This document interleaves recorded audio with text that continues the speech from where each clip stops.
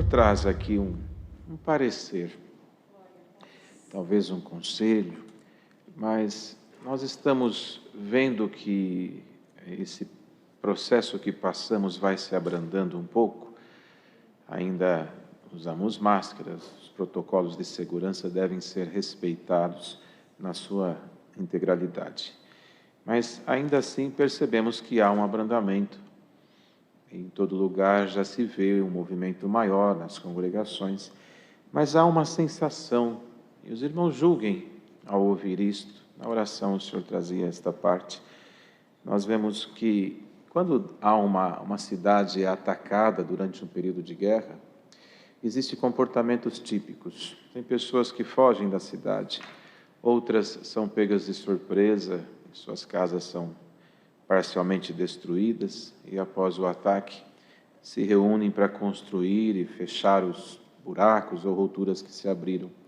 Alguns se escondem nos forros ou em porões e se trancam lá e ficam sem saber o que está acontecendo no mundo exterior, com medo da guerra que estava sendo vivenciada por eles. E é um estado de reconstrução que alguns têm mais forças, outros não, e alguns perecem por não saber o que está acontecendo. Esse cenário que Deus trazia na oração, espiritualmente nós estamos vivenciando da mesma forma. Passamos por um período onde tivemos privações, enquanto na vida espiritual as igrejas precisaram ser fechadas para que nós respeitássemos os protocolos de segurança durante a pandemia. Mas o que se nota é que algumas famílias, houve o reflexo desta batalha espiritual que nós atravessamos nesses últimos quase 2 anos, mas estão unidas, reconstruindo o que fez falta durante esse período. Outros foram embora e não sabemos aonde estão, principalmente no meio da mocidade. Outros estão escondidos em porões e forros, sem saber que a guerra acabou ou está acabando. Glória ao Senhor.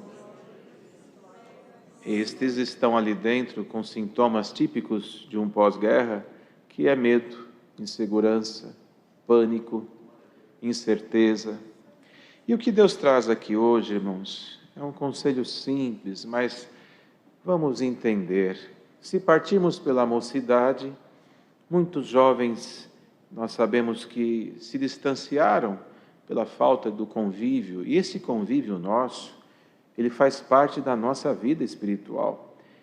Nosso corpo é templo do Espírito Santo, isso é inquestionável, é bíblico, é literal.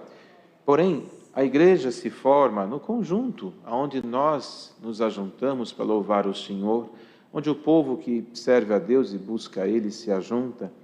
Sempre isso vemos na palavra, historicamente, o povo se reunia em casas, em locais próprios para isso, ou até onde não havia lugares, no monte, mas estavam juntos. Nós compartilhamos nossas lutas, nossos momentos de dificuldade e as nossas vitórias. E nesse compartilhamento nós, fracos, sentimos que podemos confiar, porque se aquele irmão alcançou, eu também posso. Se estamos um pouco melhor, damos a mão para quem está mais fraco. E o convívio na igreja faz parte da nossa vida espiritual. Então, aqui fica esse recado para toda essa irmandade que está aqui e os que estão em suas casas, nos hospitais, viajando, onde o irmão estiver. Olha para a sua igreja. O ministério cooperador de jovens e menores, então nem se fala. Ele tem a reunião de jovens e menores uma vez por semana e tem uma mocidade inteira para cuidar, para se preocupar. E às vezes não dá tempo. Cada pai, mãe, cada irmão procura ver um amigo do seu filho, um amigo da sua filha, um companheiro, um irmãozinho próximo que mora sozinho, que estuda fora.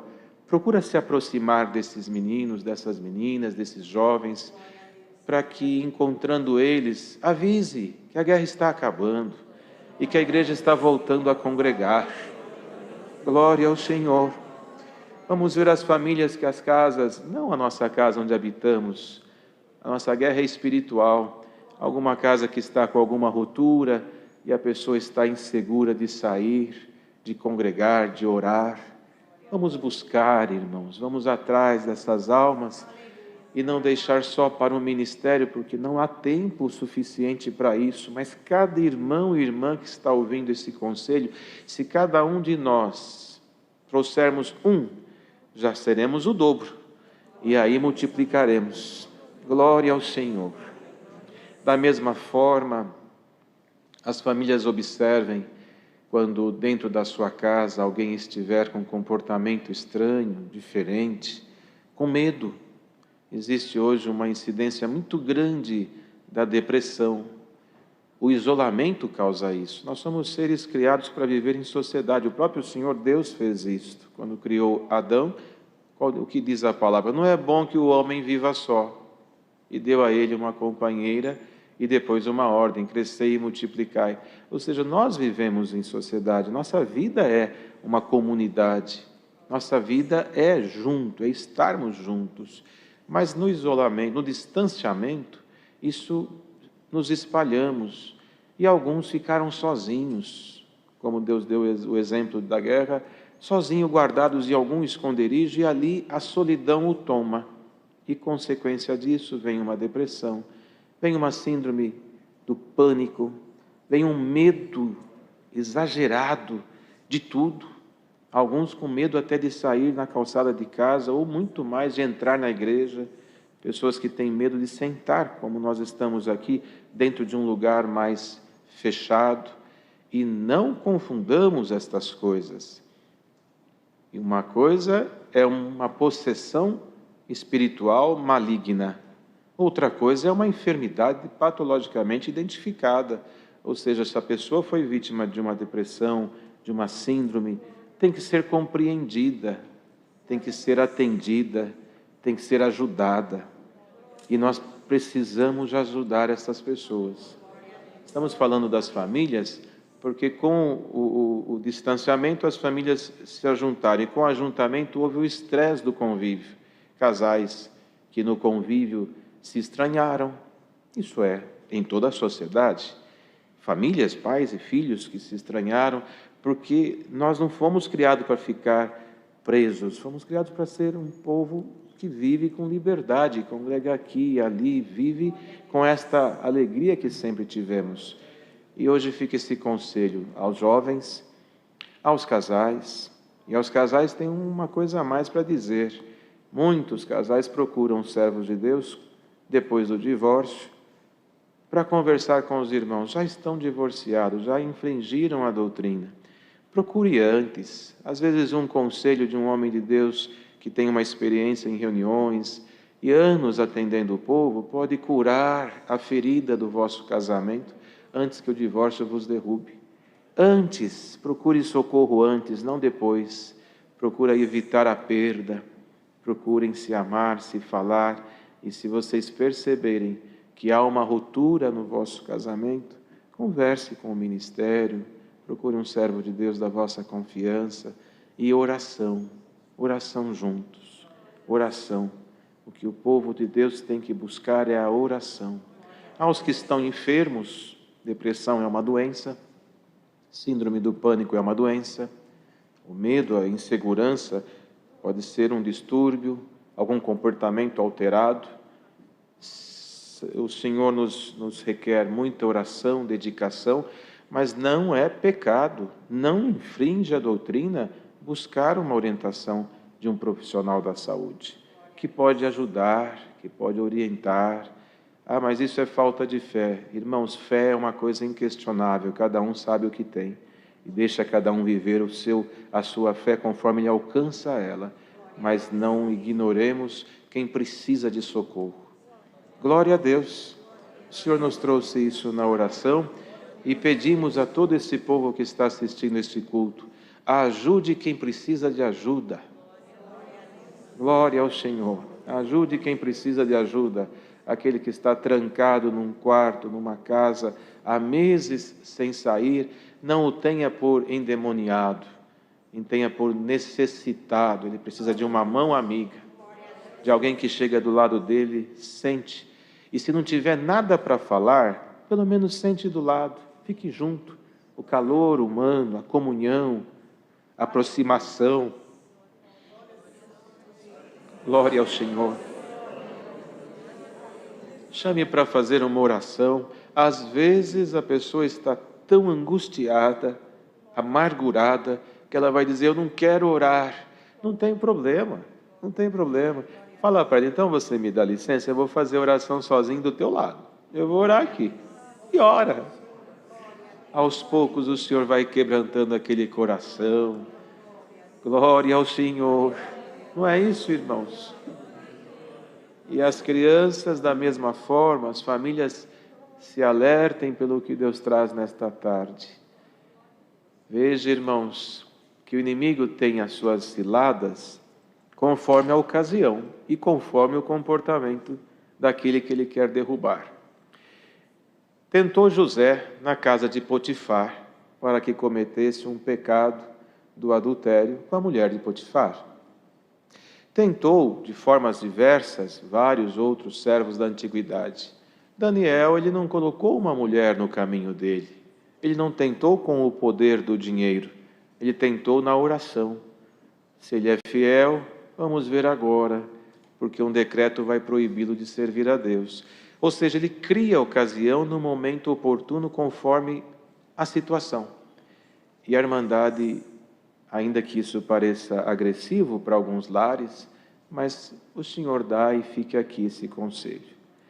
As crianças de hoje estão tão compenetradas na internet, nos joguinhos eletrônicos, que a mente deles está sendo formada de uma maneira que o espiritual está sendo anulado. E não estão percebendo isso. Não estão percebendo isso. Através dos brinquedos, o inimigo está colocando culturas, costumes, conceitos, ideologias diferentes da doutrina santa. E a criança se forma enquanto intelecto, enquanto personalidade, na fase dos 3 aos 6, aos 7 anos, e é ali que a sementinha do mal está sendo plantada. Pai, mãe, se der tempo, salva o teu filho. Glória ao Senhor. Se der tempo, salve o teu filho. Antigamente a criança brincava com o inário na igreja e alguém dizia, não pode brincar com o inário. Irmão, perdoe se isso ofende alguém, mas preferimos ver uma criança aqui com o inário folheando do que vendo um joguinho que tem morte, que tem inferno, que tem mentira. E o vício dos jogos é tão agressivo quanto o das drogas. Só que o das drogas é perceptível, o dos jogos é silencioso. Quando se percebe, não tem mais volta. A mente já está transtornada. E hoje fica aqui esse conselho, dá uma olhadinha. Não estamos contra a internet, contra a tecnologia, jamais falaríamos isso numa rede. Estamos valendo da tecnologia para que esse culto aconteça. Mas estamos alertando que no bom o inimigo está entrando com caminhos silenciosos e trabalhando com quem? Com as crianças. Para quê? Para que na fase adulta não tenhamos este público que está aqui, que ainda crê que existe Jesus Cristo. Glória ao Senhor. Glória ao Senhor. Aleluia. Vigiem cada um no seu lar, o comportamento, e comece a trocar, comece a substituir algumas atividades. Tirar é impossível, isso é impossível, mas pai, mãe, faça o trabalho do cooperador de jovens na sua casa, porque só uma vez por semana a dose ainda está um pouquinho reduzida, tem que ser diária. A criança não quer mais ir no culto, ficar sentada é enfadonho. Mas ela passa 4, 5 horas no sofazinho ali brincando. Mas 1h30 aqui cansa, criança cansa. Essa é a desculpa, criança cansa. Mas nos joguinhos, até o membro, o dedo, a mão vai começar a modificar, porque o tempo muda, não é? Não pensávamos em falar isso, nem trouxemos nada pronto, mas fica aqui. Se você aceitar esse conselho, enquanto é tempo, salva as crianças, salva os adolescentes, salva a mocidade. E esse recado é para pai, para mãe, para a Irmandade, para todos nós. E para jovens, vocês que estão firmes, nós temos uma mocidade muito santa, muito crente. Vocês que estão crentes, firmes, e que alcançaram de Deus misericórdias na faculdade, no trabalho, e ver Deus na sua vida, faça esse trabalho. No mundo a gente fala de formiguinha, né?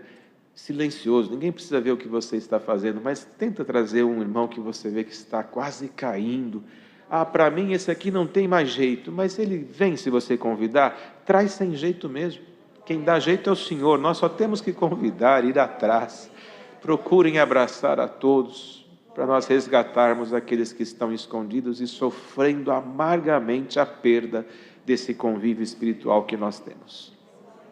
Tá bem, meus irmãos?